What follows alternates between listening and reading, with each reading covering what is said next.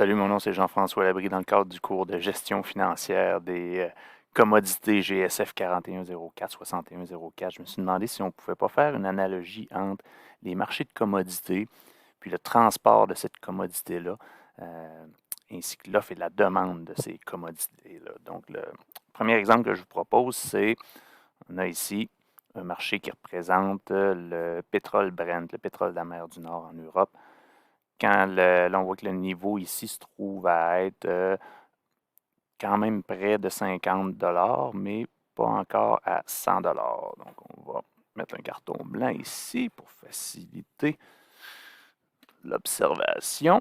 Et là, j'ai ici ma seringue de l'offre et de la demande. Donc, sans surprise, lorsque je vais amener de la demande dans le marché, vous voyez que là, il y a de la demande dans le marché, la demande dépasse l'offre, bien, on fait monter le prix du baril. Bon, là, pour les besoins de la cause, la hausse du prix doit être traduite par une diminution du volume, mais vous comprenez le principe, 100 Là, j'arrête de bouger la seringue. Donc, l'offre et la demande sont à l'équilibre. Et quand l'offre et la demande sont à l'équilibre, ben, notre prix est stable. Donc, peut-être que des fois, on a un petit peu plus d'offres, le prix diminue, ou un petit peu plus de demande, le prix augmente, mais on voit que c'est quand même assez stable. Alors voilà pour le premier exemple. On a vu maintenant, on a vu d'abord l'offre et la demande qui a un impact sur le prix dans un marché. Maintenant, j'ai rajouté un autre marché. Tout à l'heure, on avait le Brent, pétrole de la mer du Nord. Là, je rajoute le WTI, le pétrole américain, et j'ai relié ces marchés-là par... Il y a un certain transport qui peut se faire entre les deux marchés là, via ce petit tuyau-là. Donc, qu'est-ce qui arrive si il y a un changement de prix? Ça ici comme ça. Là, on va arriver avec de l'offre dans le marché du Brent. Voilà, ça fait baisser le prix. Et là, peu à peu, sortir ça de là, tranquillement, les prix vont revenir à l'équilibre. Mais ça prend un moment. On n'a pas beaucoup. On a un tout petit canal de transport ici là, qui n'est pas énorme.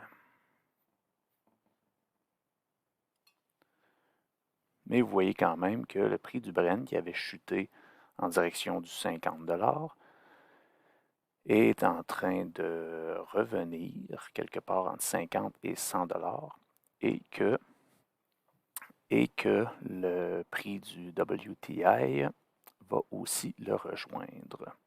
Donc, ces deux marchés-là ont un prix d'équilibre semblable.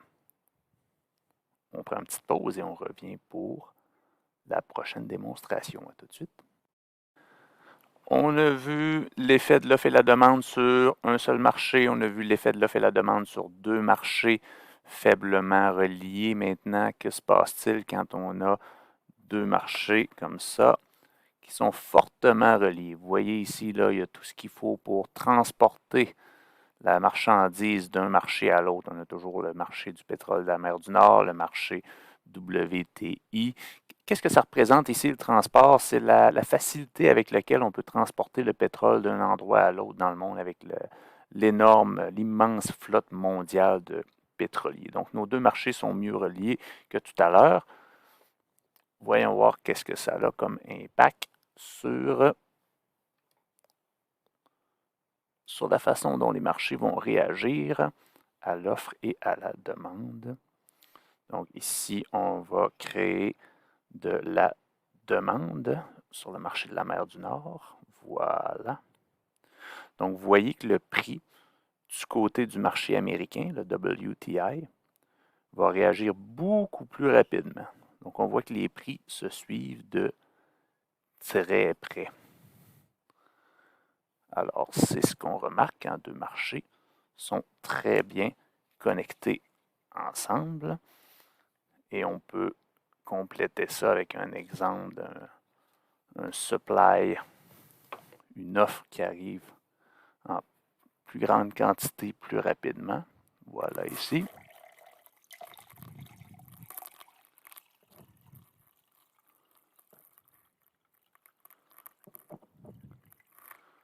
Alors voilà nos deux marchés dont les prix se suivent. C'était la petite démonstration que je voulais vous faire avec les vases communicants et les marchés de commodités qui sont impactés par la qualité du transport entre ces marchés. Bonne journée.